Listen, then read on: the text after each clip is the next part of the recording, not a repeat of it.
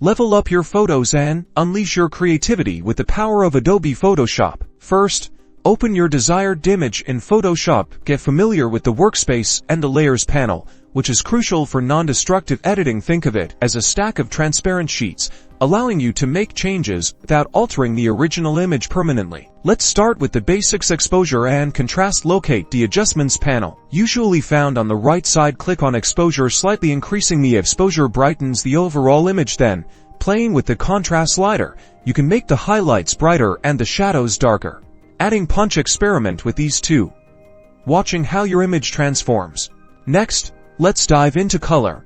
This will help change the overall mood of the picture. Under the adjustments panel, click color balance. By adjusting the sliders, you can shift the dominant colors in your picture. For example, if your picture is too cold, you can make it warmer. Remember, subtle adjustments often produce the best results. Play around with these sliders to create different looks. Once you have the exposure, contrast, and color balance set, consider the composition. Select the crop tool from the toolbar on the left side. Click and drag to define your desired crop. This will remove unneeded space and make your picture look more professional and balanced. When you are happy with your edits, it's time to save your work.